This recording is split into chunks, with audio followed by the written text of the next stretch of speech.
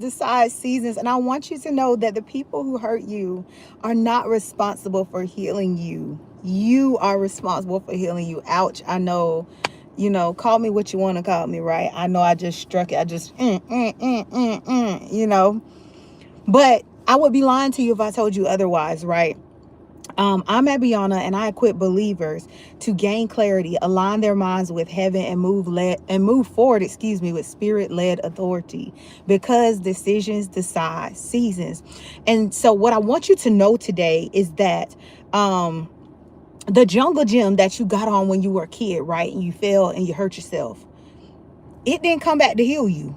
Right? The concrete that just popped up when you tripped and you fell off your bike and it scraped up your knee, you still got the scar today.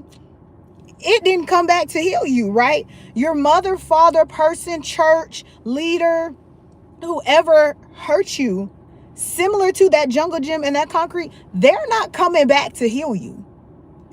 Healing is your responsibility. And I can tell you this from someone who's lived that experience, that the moment that I decided that the pain that I felt from those experiences, that I did not want that to be the story of my life, everything changed. When I decided to go to therapy because the rejection and abandonment wounds still left residue that I did not know was there until the Lord brought it up in July 2024.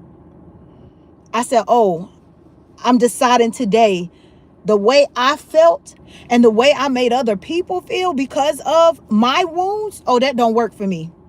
God, I want to be free. I want to be healed. I want to be whole. I want to be like the woman with the issue of the blood, that when I touch the hem of your garment, if I can just get there, everything changes, right?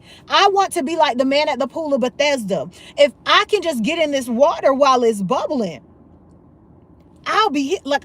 I was willing to do whatever was necessary so that I could walk in the fullness of the healing that the Lord promised me. Why?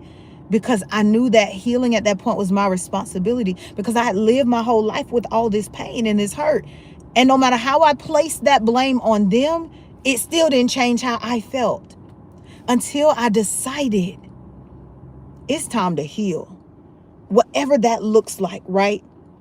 And so because I'm a believer, I started with my faith, right? I know what the Bible says about healing, right? But I needed the practical. I needed it, baby, 5th grade level.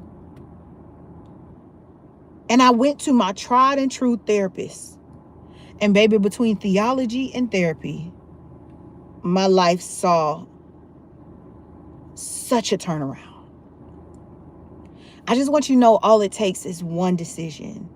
The process is messy in that the Lord does oftentimes re-injure it, aka takes you back to that place, takes you back to that moment as you sit in that emotion so that he can heal you and heal you forward. But the most powerful thing about that is he takes you back to that place. It's very messy when you go back there, right? But he don't just heal that one thing. He heals everything else attached to it. And so then you heal forward and you heal whole. You didn't just get stitches for the skin. You got healing at the depth of that wound. That thing shouldn't hurt you anymore. That is the power of this. And when I tell you, I'm so grateful to God that I don't have the body memory of those experiences. All I have is the mental memory, and not the mental memory that rehearses it from a negative standpoint or place. But I have the mental memory like, yeah, this happened in my life. I can't deny it.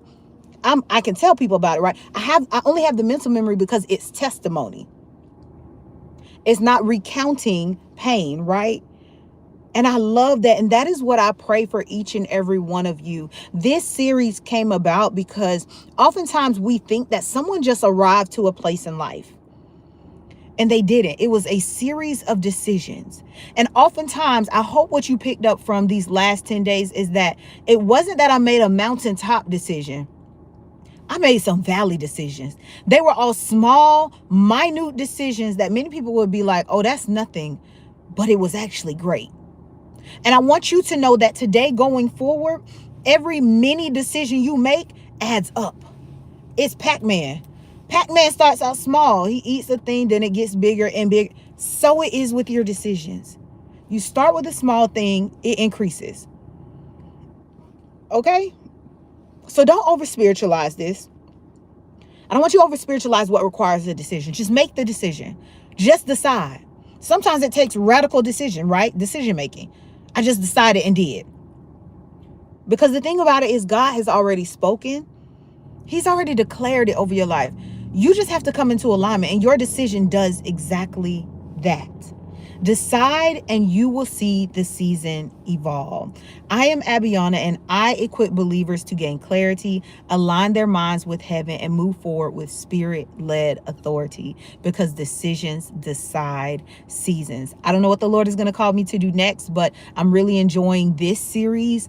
So we'll see how he evolves this in the days to come. I love you. God bless you. Go make a decision today.